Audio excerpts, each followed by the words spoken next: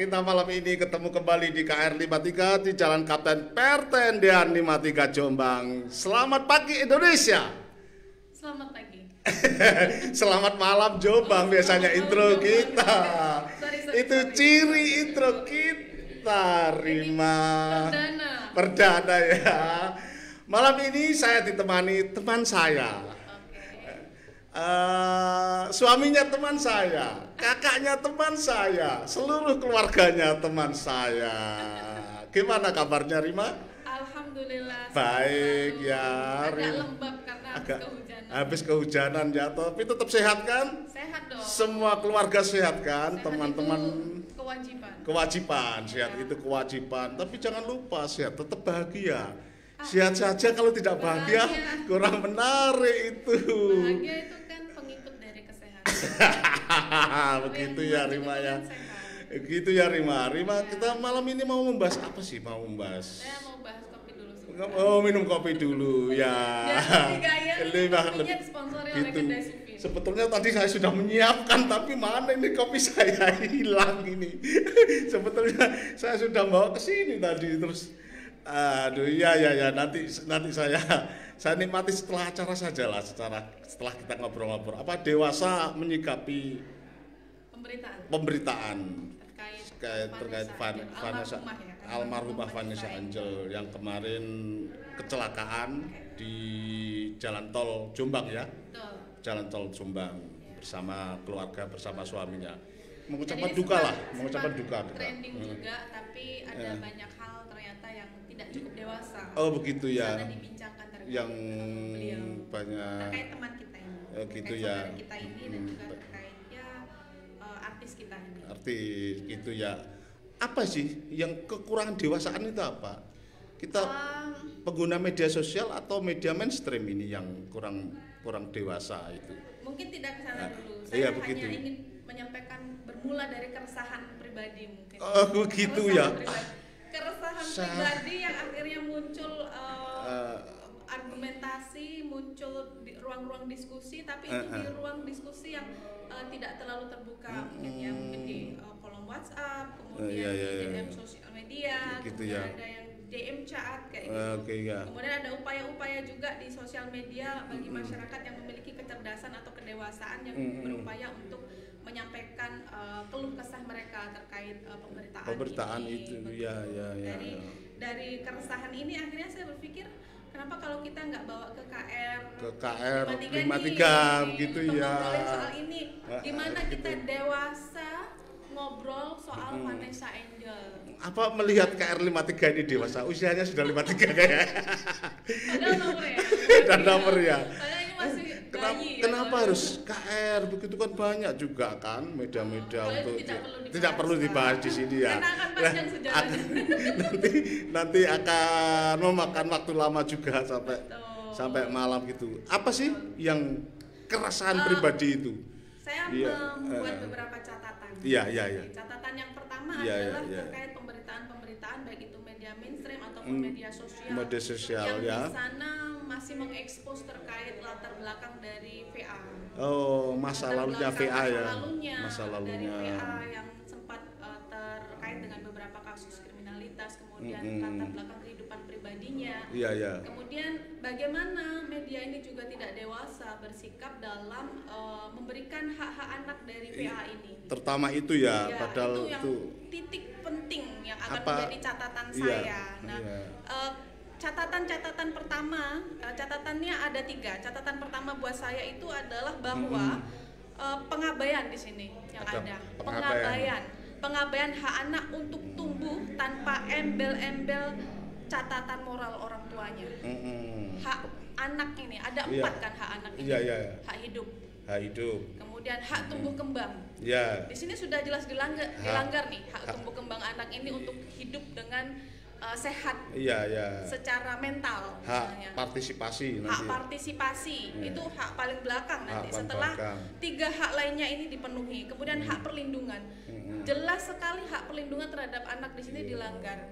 Kalau kita mau mengupas berdasarkan Undang-Undang nomor 35 2014 perlindungan pengertiannya itu Perlindungan itu kan segala bentuk kegiatan untuk menjamin dan melindungi anak dari hak-haknya. Ini saya baca takut salah. Nanti banyak yang protes kalau agar dapat hidup, tumbuh, berkembang dan berpartisipasi secara optimal sesuai dengan harkat dan martabat kemanusiaan. Anak ini juga manusia. Serta mendapat perlindungan dari kekerasan dan diskriminasi. Di situ implikasinya apa dari pemberitaan ini? Kekerasan secara mental. Diskriminasi. Terganggu partisipasinya nanti ke depan. Ketika dia dewasa atau ketika dia sekolah saja di bangku sekolah dasar misalnya, temennya atau orang tuanya dari temennya ini membicarakan tentang latar belakang orang tuanya misalnya melalui sosial media. Anak ini nanti pasti terdiskreditkan, bukan karena salah anak ini, tetapi karena embel-embel kehidupan moral orang tuanya yang masih terus dibahas atau dikupas. Ini tidak dewasa. Kemudian catatan kedua, hak anak untuk mendapat perlindungan dari eksploitasi dan publikasi atau komoditi pemberitaan. Secara tidak langsung anak ini akhirnya menjadi komoditi pemberitaan. Misalnya media dengan tidak bijak memberitakan terkait mengeluarkan atau mempublikasikan nama lengkap dari anak ini. Lengkap sekali nih beberapa media ini, Rima. Expose foto, walaupun ada yang dikasih tanda cinta, apa itu tidak. Kemudian ngeblur tapi masih ada sisa-sisa darah memar di sana. Ngeblur tipis-tipis namanya, ragu-ragu kayak ragu-ragu begitu. Bahkan ada yang tidak diblur. Kemudian ekspresi ketakutan anaknya ini dimunculkan. Begitu. Ya walaupun dia dalam pelukan orang dewasa, yang ingin ditunjukkan mungkin di sana ekspresi kepedulian orang dewasa ini, tapi secara tidak langsung mengekspos sisi privasi dari anak ini yang punya hak sebenarnya untuk dilindungi. Catatan yang ketiga, mengabaikan kewajiban pelindungan terhadap anak yang menjadi bagian semua pihak tanpa kecuali. Saya, Mas Pri sendiri. Kalau Mas Pri diam saja, tidak mengangkat ini di KR 53. Aduh, salah ya? Salah. Itu melakukan pembiaran namanya. Founder yang disalahkan mestinya. Ini pemilik KR 53 ini. Yang malam ini sedang ngoperatori. Tapi karena mengizinkan ini apologi lah. Gitu ya, kita maafkan. Artinya tidak mengabaikan kewajiban. Begitu Nah, pemahaman dari Undang-Undang 53 2014 ini harus dimiliki oleh semua pihak. Harus tahu ya, termasuk jurnalis itu harus tahu ya. Apalagi jurnalis. Saya bilang semua orang yang dianggap dewasa di usia di atas 18 tahun. Kalau anak kan usia 18 tahun ke bawah sampai di dalam perut ibu itu kan anak namanya. 18 tahun ke atas memiliki tanggung jawab untuk memahami isi Undang-Undang 53 2014 terkait perlindungan terhadap anak ini. Supaya nanti nggak ngawur ngetik di sosial media, kemudian bikin konten-konten yang mengeksploitasi. Mungkin maksudnya adalah ingin memberikan rasa empati atau ingin menaikkan engagement sosial medianya atau apa. Tapi mengabaikan hak dari anak termasuk ini. Media ingin meningkatkan ratingnya, termasuk itu ya, seperti itu ya. Tidak bijak lah. Tidak bijak seperti itu. Latar belakang orang tua ini, si PA ini diungkap-ungkap lagi, kemudian dikulik-kulik lagi. Ya, dia kan korban subordinasi kan masa lalunya termarginal mungkin kan kayak begitu kata pendapat teman-teman itu loh. Saya mengutip itu. Ada pendapat seperti itu. Iya, kenapa yang dihukum kok tidak yang memperdagangkan? Rim, kita langsung tarik saja lah kita kan, saya sendiri kan mempunyai perjalanan sebagai seorang jurnalis kan begitu. Meskipun masa lalu walaupun jurnalis sendiri kan sudah melalui seleksi ketika untuk terjun ke lapangan untuk hunting gitu kan. Tentu juga mempunyai pedoman, mempunyai kode etik. Itu memang ada kesengajaan redaksional atau apa kira-kira ya seperti itu.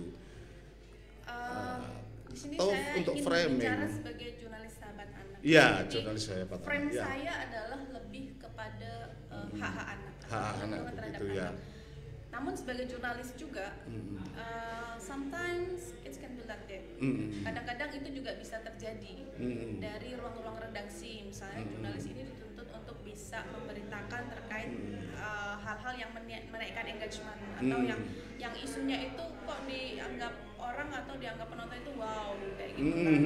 Itu juga bisa jadi seperti itu. Tapi ada juga dari sisi kedewasaan dari jurnalis itu sendiri gitu ya. yang perlu diketahui atau yang perlu di input lagi pengetahuan atau mungkin setidaknya membaca konvensi hak anak yang sudah 31 tahun diratifikasi itu dari 1990. Sudah lama itu ya, mestinya harus tahu ya itu ya tentang itu. Konvensi hak anak. Tahun jadi, berapa itu 99 kalau nggak salah konvensinya. 1990. 1990. Ya. Oh, ya jadi benar sekitar benar. 31 tahun negara kita ini sudah menandatangani konvensi hak anak. Iya ini 1990. Oh 89 Rima. 89 kita meratifikasinya 1990. Oh begitu. Iya. Konvensi hak anaknya 89. Iya. Tapi kita meratifikasinya 1990. Oh begitu ya. 31 tahun baru. Betul. Kemudian tahun 2002 kalau tidak salah kita bikin undang-undang perlindungan anak yang kemudian diperbaharui pada tahun 2014. Itu ya, nomor berapa itu tadi nomor 35 ya. 2014 itu tadi ya. Mestinya harus belajar dari situ apa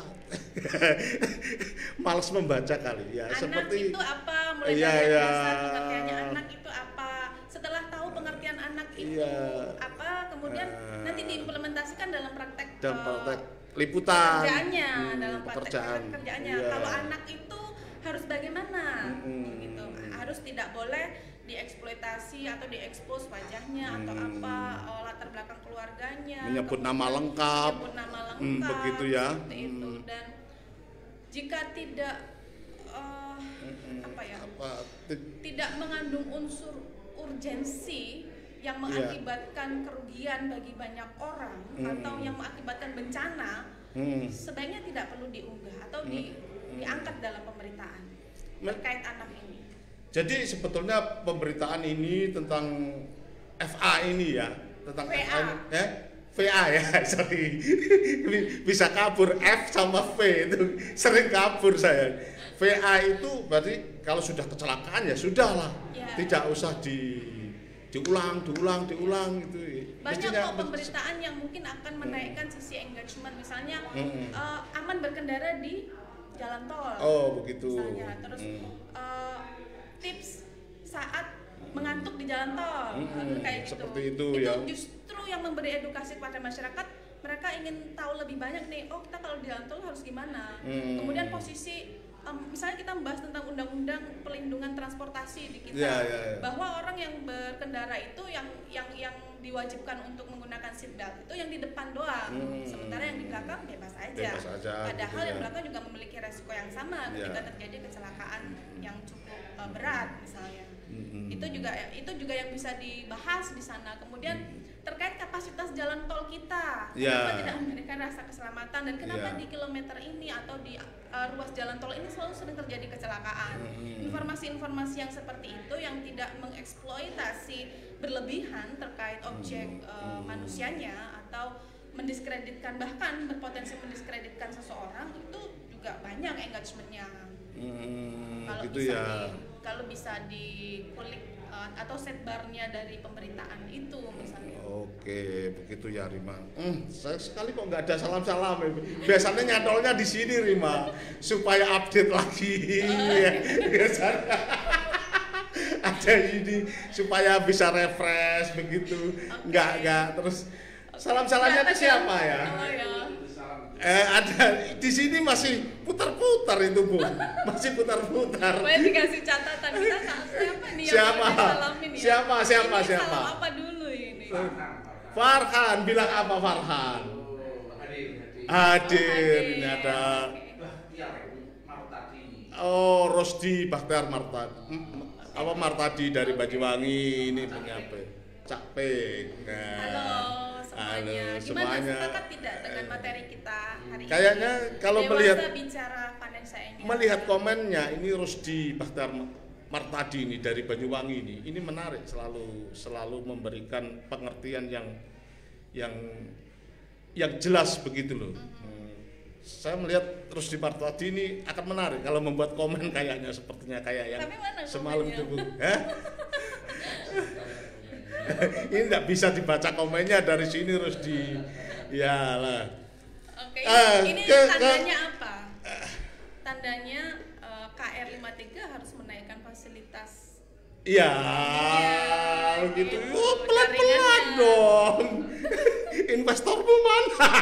Jadi kalau ada isu-isu yang hoax adalah tiang demokrasi keempat. Jadi gelisah juga ya. Iya kan? Iya begitu. Ini yang ngomong pelaku atau bukan?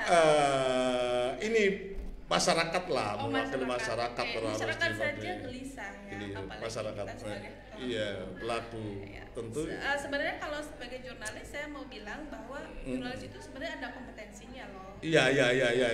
Uji kompetensi itu banyak sekali hal yang menjadi penilaian bahwa jurnalis ini layak lolos uji kompetensi. Iya. Gitu.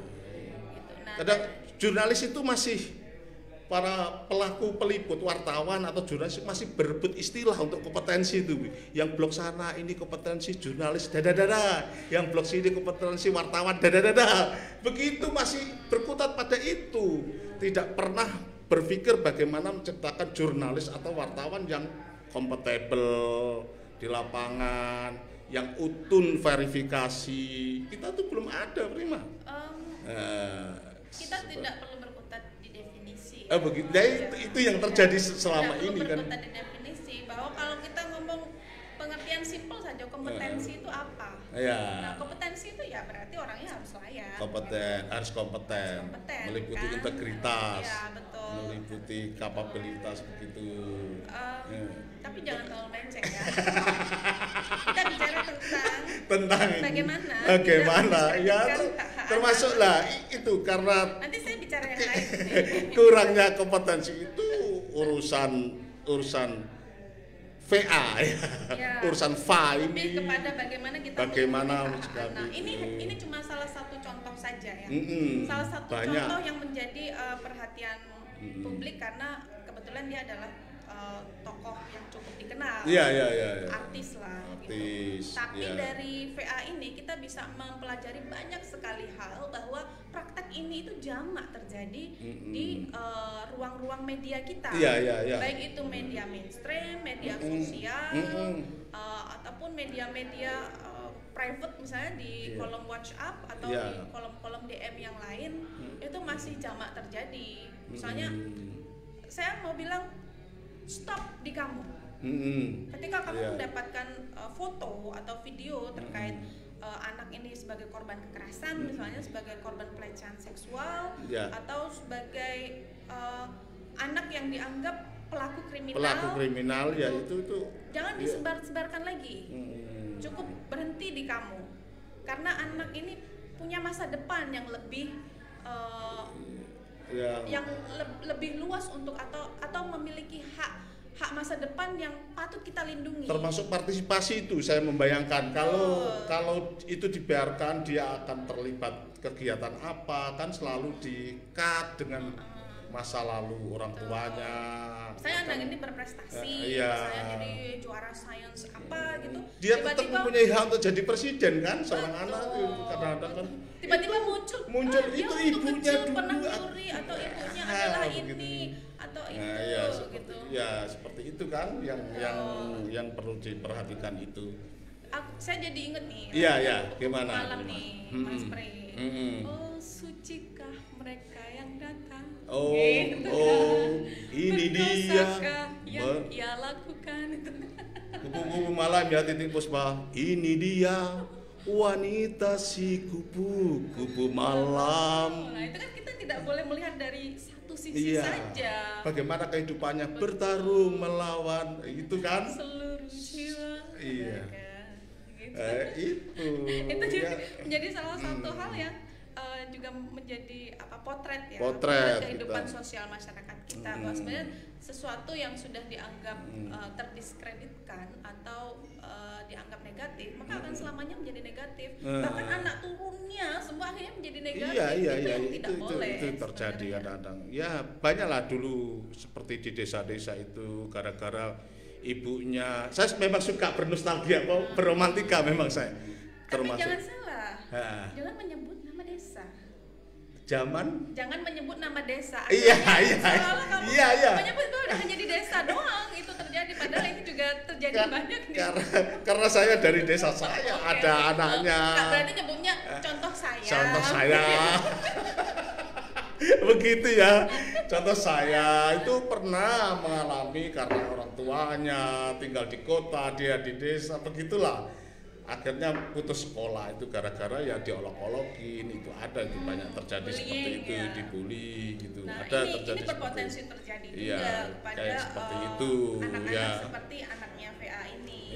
Kalau misalnya media terus mempublikasikan terkait latar belakang VA, kemudian mengeksploitasi pemberitaan-pemberitaan yang dianggap menaikkan engagement atau rating dengan memberitakan latar belakang VA. Gitu. Anaknya sih emang masih kecil ya, masih umur 2 tahun, tapi kita tidak tahu berapa lama pemberitaan ini akan tersimpan di ruang-ruang maya gitu. Karena itu bisa kapanpun akan muncul. Rim, kalau saya berpendapat melakukan pemberitaan dewasa itu alangkah lebih baiknya itu dari media mainstream dulu deh, supaya itu media sosial kan tidak ikut-ikut juga, apalagi mempunyai kompetensi. Media mainstream itu melakukan bagaimana membuat berita yang bagus, membuat berita yang penuh verifikasi seperti ini kan, berita tidak seperti yang tidak kita inginkan itu tadi, menampilkan gambar yang begitu jelas. Nanti media sosial juga akan mengikuti sepertinya kalau saya melihat seperti itu. Orang-orang itulah suka nge-share yang itu yang jelas.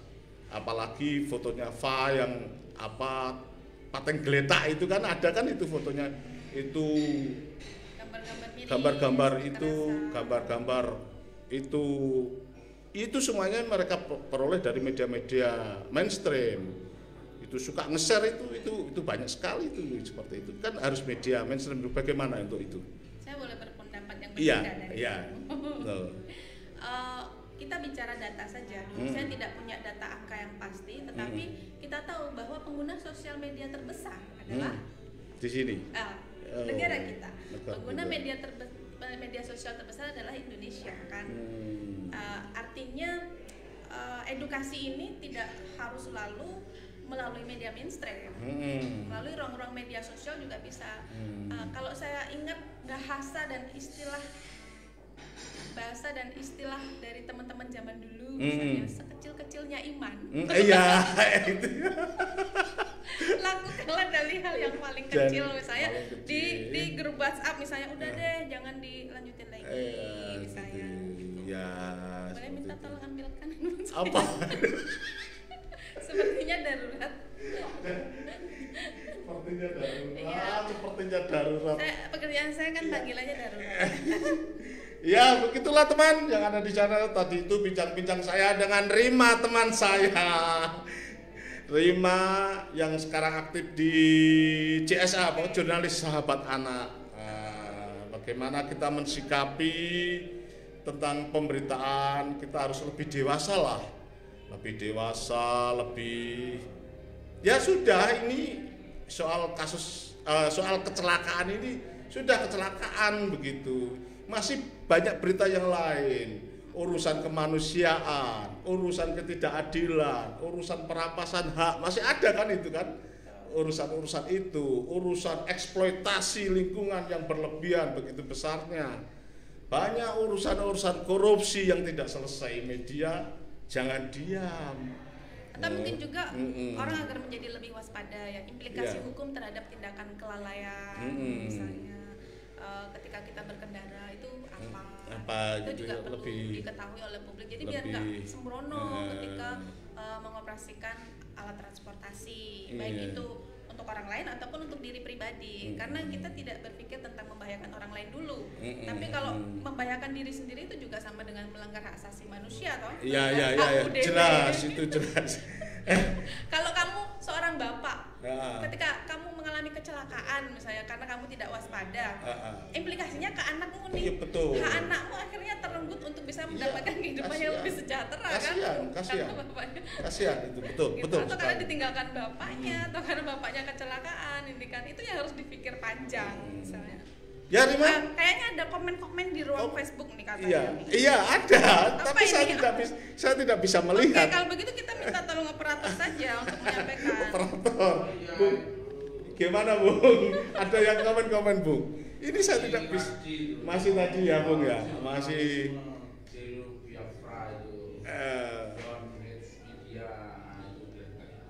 Don't hate media. Ya, of course. Siapa itu? Saya bicara ini bukan untuk mengajak kita membenci media. Bukan, tetapi kita mendewasakan. Seperti topik pembahasan kita, dewasa bicara Vanessa Angel. Dewasa ngobrol Vanessa Angel.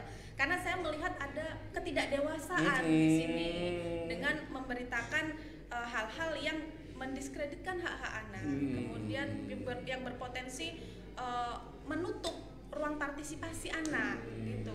Ini yang kita harus dewasa. Jadi kalau bikin berita itu tidak cuma berita tentang kejadian itu saja, tapi implikasinya ke belakangnya terhadap anak ini apa.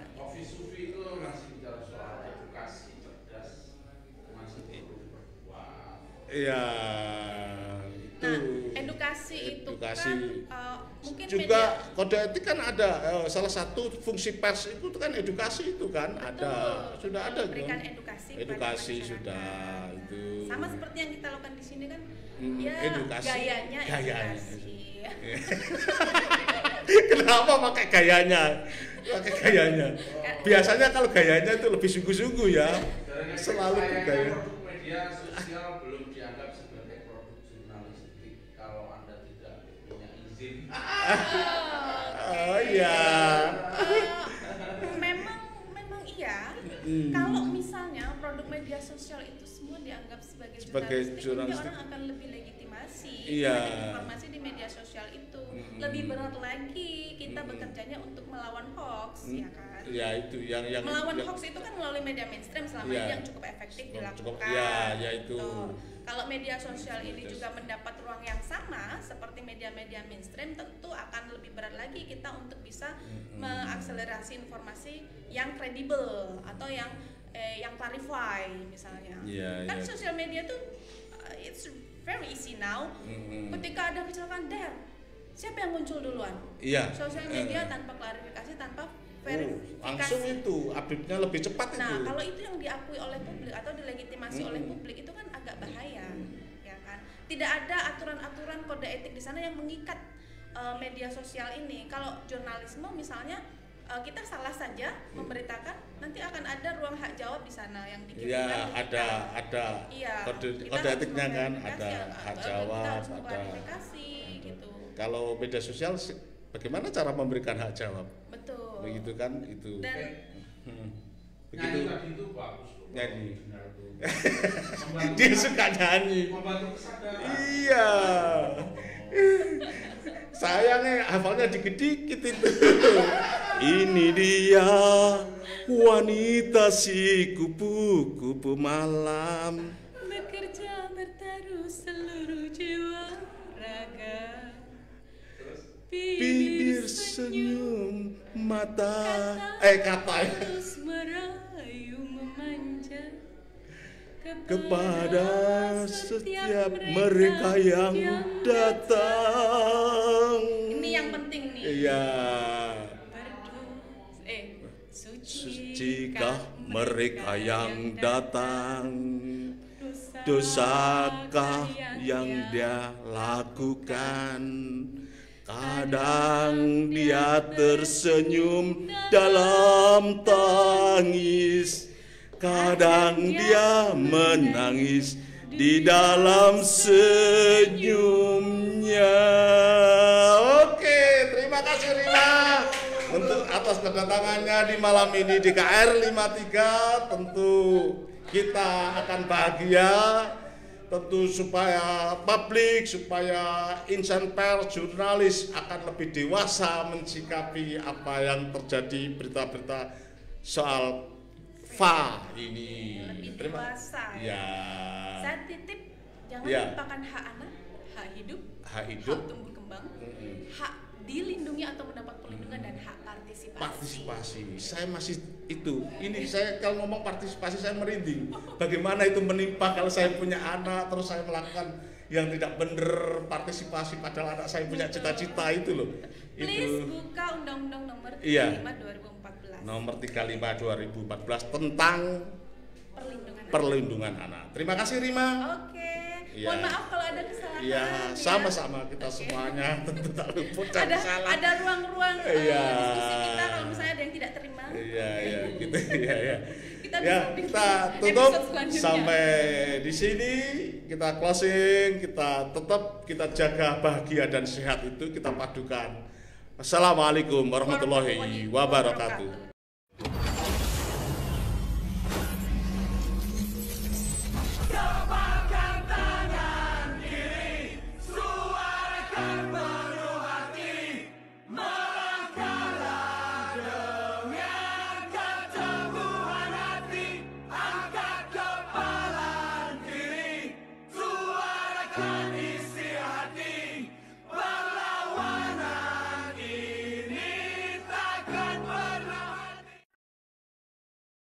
Jangan lupa ngopi.